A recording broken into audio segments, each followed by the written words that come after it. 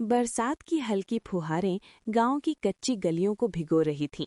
मिट्टी की खुशबू हवा में तैर रही थी। उसी गांव के एक कोने में एक छोटी सी झोपड़ी थी, जहां एक बूढ़ी माँ अपने बेटे का इंतजार कर रही थी। उसकी आंखें दरवाजे पर टिकी थीं, जैसे हर आहट में उसे अपने बेटे के कदमों की आवाज सुनाई देती हो। उसका नाम था शांति देवी। झुर्रियों से भरा चेहरा, पर आंखों में आज भी वही ममता थी। बेटा रवि शहर गया था, बड़े सपने लेकर। शांति देवी मन में सोचते हुए, आज 5 साल हो गए। पता नहीं मेरा बेटा मुझे याद भी करता है या नहीं। रवि जब गया था तो बोला था माँ बस 2 साल, फिर तुम्हें शहर ले जाऊंगा। 2 साल 5 बन गए और 5 सालों में चिट्ठियां भी कम होती चली गईं।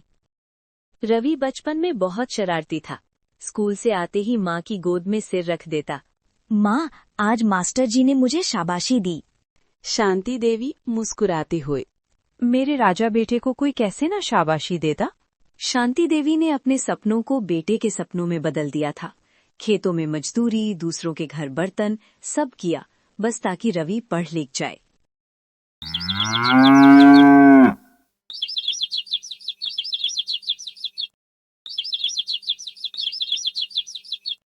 आज गांव में खबर आई थी, शहर से कोई बड़ा आदमी आया है।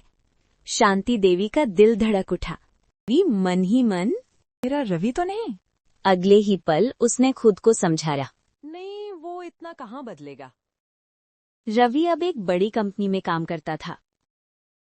शहर में अपना घर, गाड़ी, सब कुछ था। पर दिल के किसी कोने में माँ की झोपड़ी आज भी वैसी ही खड़ी थी। एक दिन उसका दोस्त बोला, यार तू गांव क्यों नहीं जाता? तेरी माँ अकेली होगी, मिल आए उससे। माँ को अच्छा लगेगा, इसी बहाने माँ का कुछ सेवा भी कर लेता। समय नहीं मिलता और अब मैं वहां फिट भी नहीं बैठता। गांव में क्या रखा है, वही पुरानी सड़कें, वहां ना तो विकास है ना तो कोई संसाधन। पर रात को जब रवि अकेला होता, माँ की आवाज कानों में गूंजती, बेटा ठीक से खाना खाया कर, अपना ख्याल रखा कर।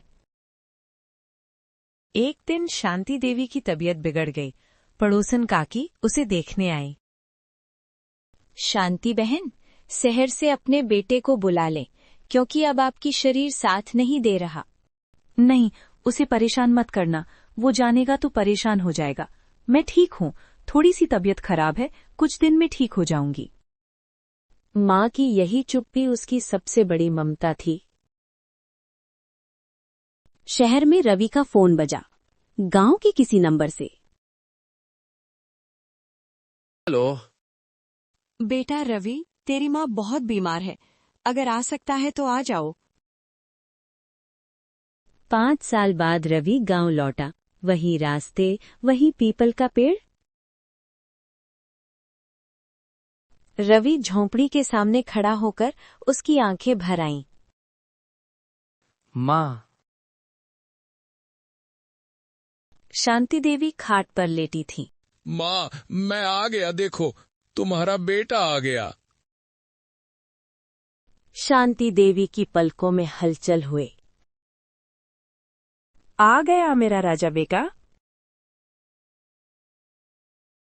माँ, मुझे माफ कर दो, मैं तुम्हें भूल गया था। माँ कभी अपने बच्चे से नाराज नहीं होती बेटा। माँ, अब कहीं नहीं जाऊंगा, तुम्हें अपने साथ रखूंगा। शांति देवी को तो बस यही सुनना था। शांति देवी आंखें बंद हो गईं, इस दुनिया को छोड़कर चली गई। माँ, क्या हुआ तुम्हें माँ? कुछ तो बोलो माँ। माँ चली गई, पर पीछे छोड़ गई एक सीख। सपने पूरे हो सकते हैं, पर माँ का इंतजार नहीं। रवि आज भी शहर में है, पर हर महीने गांव आता है।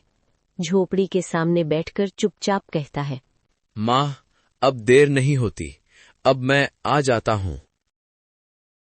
कहानी की सीख, माँ की खामोशी को नजरअंदाज मत करो, क्योंकि एक दिन वही खामोशी हमेशा के लिए बोलना बंद कर देती है।